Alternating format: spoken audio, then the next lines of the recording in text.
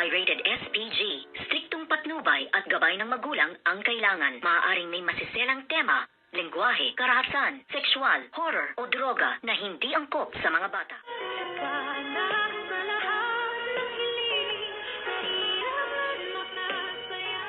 Good morning and welcome sa aking munting channel. Laking gulat nga nitong si Zoe nang siya ay biglang hatakin nga nitong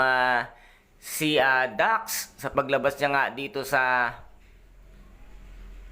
elevator at nabigla niya nga itong sinampal at nasabi nga niya na bakit ngayon ka lang nagpakita at ano ang mga ginawa mo, at ngayon nga ay nagtatanong na nga itong si Zoe sa lahat ng nangyari nga sa kanyang demonyitang Mami Moira, at nasabi nga niya dito na akala ko ba ay hindi mo tinutulungan si Mami, ngunit bakit isa ka sa mga kasabwat kung bakit nga namatay si Mami, at dito nga ay umamin na nga ng tuluyan itong si Dax sa kanya na talagang ang tinulungan niya at hindi niya nga raw matanggihan ang kanyang Mami Moira dahil nga ito ay ilalayo siya at may isang hindi magandang plano sa kanilang relasyon, kung kaya't nga na brainwash siya ng husto ng kanyang daw Mami demonyitang si Moira, at dito nga ay nagtago sila sa isa sa mga CR dito nga sa loob ng Apex Medical Hospital. At siya din naman biglang pagpasok nga ni Miss Giselle Tanyag na meron nga itong kausap at ipinahahanap nga itong si Dax at ipakakalat ang kanyang picture na handa siyang magbayad o magbigay ng pabuya, mahuli at maikulong lamang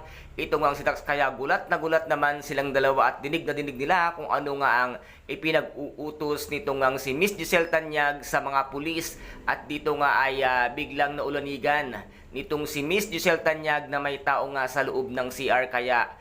namumutla na naman si Zoe dahil mabubuking na naman siya sa kanyang mga kasinungalingan, lalo't ang makakabuking pa sa kanya ay si Miss Giselle Tanyag na hindi basta-basta naniniwala sa kanyang mga paliwanag, at agad naman itong lumabas. At laking gulat nga ni Miss Giselle Tanyag nang makita niya si Zoe sa loob nga ng CR na kung ano daw ang kanyang ginagawa, at nasabi nga niya na masakit lamang ang kanyang tiyan, at dito ay papasok sana si Miss Giselle Tanyag sa loob nga ng CR, ngunit pinigilan nga siya ni Zoe, at dito kasi ay mabubuking at makikita nga niya na nandoon sa loob nga itong si Dax, at nasabi nga niya na walang tao, siya lamang doon at mabaho daw ang CR, ngunit talagang mahusay at mautak nga itong si Miss Giselle Tanyag ay sinilip niya sa ilalim. Ngunit magaling din itong si Dax na nagtago na at itinaas ang kanyang paa upang hindi nga siya makita nito ngang si Miss Giselle Tanyag, at agad na nga itong lumabas nang sabihin nga ni Nurse Karen na ito nga daw si Dr. Carlos Benitez ay inakyat ang isa sa mga billboard ng Apex Medical Hospital,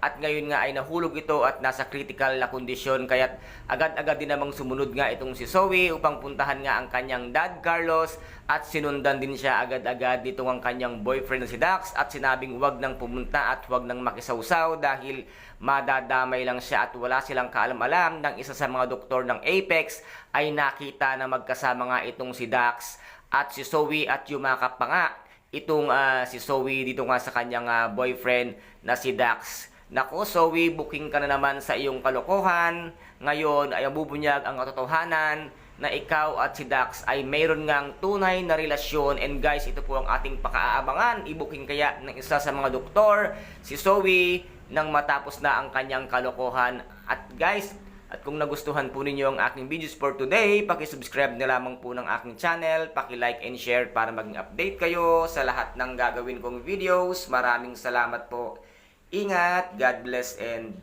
bye-bye!